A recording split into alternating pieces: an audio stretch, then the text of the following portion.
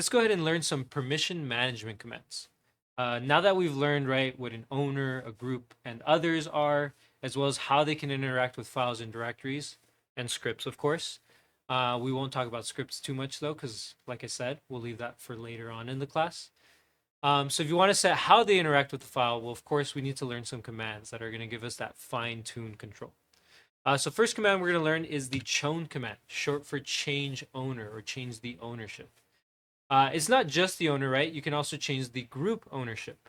So those are the multiple users, right, that have access to that file. So you don't have to change both at once. If you leave out the owner, then you'll just be modifying the group. If you leave out the group, you'll just be modifying the owner. Of course, there's flags here for the most part for these commands for permissions. One of the most useful will be the -r flag. We'll see what that does in a sec. So this command, let's decipher it. So sudo chown, I gotta throw sudo because it's an elevated action, right? We're changing the system because we're changing, because we're changing the users and groups. So here we're changing the group. I know that because there's a colon here. And the only argument comes after the colon. So that means I'm changing only the group. So I'm setting the group ownership for the schedule file. I know it's a file because it has a dot extension here. So if it has a dot, it's indicating a file. I know which file type it is because I'm familiar with this extension, XLS. This is a spreadsheet, short for Excel spreadsheet. So this is a schedule spreadsheet, and we've said, hey, now the staff group owns the schedule spreadsheet. Let's take a look at this one. So this one has no colon. That means that we're actually only setting the owner for this file.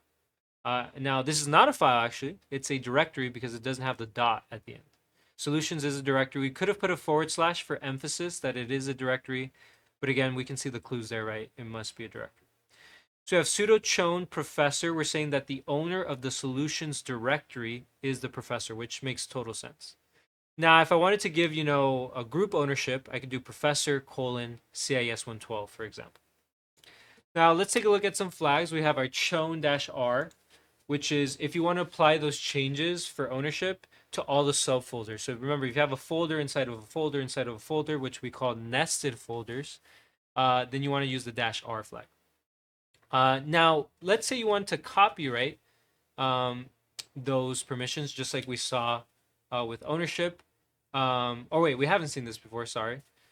So if you do want to copy the settings, the ownership settings from one file to another, you could use the reference flag. So -- reference, you set the file that you're copying from, and then the argument at the end is the file you're copying to, file or directory. So for example, this reference flag is saying, hey, take all the ownership settings for CIS 101 and copy them over to CIS 112, which is really useful, right? If you want to use the same settings over and over again. And you don't want to make mistakes, right, in copying them over, definitely use the reference flag. So for example, CIS 101 final might have owner of professor and a group of, Harbor students. Now, if I want to give those same permissions to CIS 112, then of course I could use that reference flag to copy it over. All right, so chmod command, change mode. So now that you've set who owns the file or directory, now we can also set how they can interact with that file directory now that they're owners. Well, there's a few things going on here. We have permissions, which is a weird number. As you can tell in the examples, this somehow represents a permission. We'll decipher that in a sec. We have our flags again, same flags as before, -r for recursive. We'll also see that reference one again. These aren't all the flags, of course, but just the two useful ones I thought you should know. And then we have file directory, right? That's the target file directory you're trying to set permissions for. So we're going to learn for permissions, there's a special format called the numeric format. So this actually defines what the user, the group, and the owner can do. And that's actually what each number represents. These three numbers correspond to user, or I should say owner, a group, and others. We'll talk about how we can translate these numbers in a sec. But basically they're saying, hey, set the read, write, execute permissions for this folder here. I know it's a folder because it ends in /. For this one, it's a script file. I know it's a script file because it has a .sh. We'll learn that later on. And the 755 represents a certain configuration of read, write, and execute, which we're going to learn in a second. So yeah, what does the 700 mean? What does the 755 mean? I know you have a lot of questions. Before, let's just briefly cover the flags again. We have our dash R. And again, if you want to copy the read, write, execute settings from one file to another, you could use the reference flag. But let's move on to that burning question, right? What is that number doing, that 3-digit number? Well, each number corresponds to the 3 levels of ownership. The first number, the first digit, is the owner permissions. The second number is the group permissions, and the third number is the others permissions. And each number represents a certain configuration of read, write, and execute. In fact, the 7 is the highest level of permissions. That means you can read, write, and execute. You can do all 3. The 0 is the lowest level, means you can't read, you can't write, and you can't execute.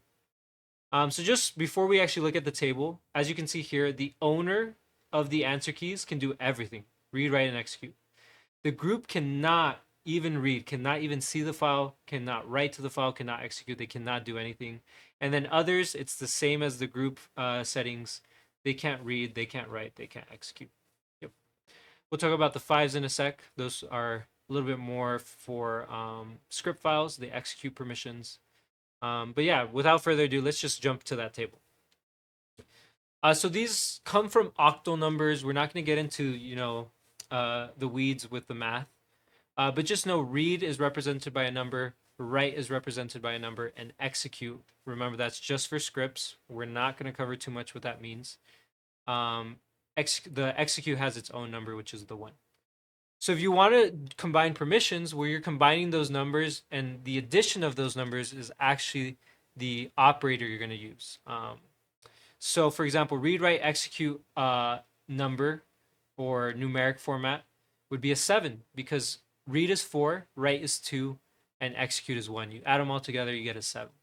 Now, if you have no permissions, well, you're not adding any numbers up because you have no permissions, so you get a 0. Well, if you just want execute permissions, you're just doing a 1, so that means you would set a 1. So let's test each other out, right? So definitely pause the video, take a look at the table, look at how each number, right, interacts, and how you combine permissions, right? It'll change that mathematical value. Whoops, I gotta fix that real quick, 1 sec. So yeah, there we go. Sorry about that. So let's take a look at an example, right? So we have the 700 numeric format. So 700 numeric format, that's a 700. That means the owner has a 7 level, and the 0 is for the group, and the 0 is for the others. Remember, 7 is read, write, and execute. The owner can do everything. So if the owner was professor, for example, that means they could do everything.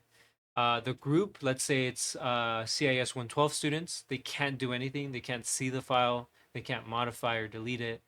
And then the 0 as well for others, they can't do anything either. They can't modify, delete, read, or execute, right, if it was a script. So that's what this is doing. So yeah, this kind of deciphers that a bit.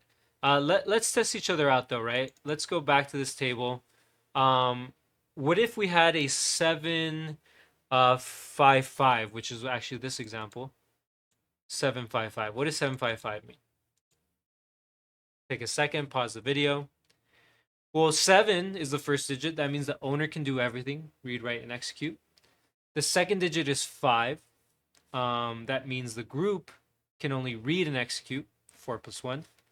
And then the others have the same permission. That's the third digit. So they can also just read and execute. Let's actually draw on this page, right? Let's see. Let's go with a let's go with a 501. This is an interesting one. So what does that mean? Think about it. So 5 is for the owner. It means the owner can read and execute. 0 is for the group, means the group can't do anything, which is interesting because others actually have more permissions. They can actually execute that file. That's what 501 would mean.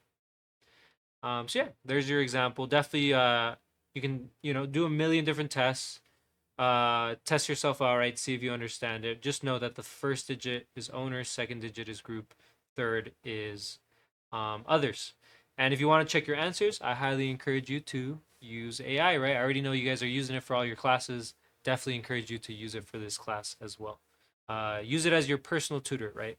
Don't have it just do your assignments, right? But actually have it do some teaching for you. In fact, a lot of my assignments AI won't be able to do. So just keep that in mind. All right, so let's go ahead and continue. Let's see. So next up is going to be a demo where I actually run these commands. I'm going to add and configure a new user. I'm going to modify an existing user. I'm going to display the users in a group. I'm going to see who can access a file directory. And I'm going to set how each level of users can access that file or directory. I'm going to be using the numeric format for setting the read, write, and execute permissions. That's going to be in that next video, or if you're on the slides, feel free to click on that play button. So yeah, see you in the next one.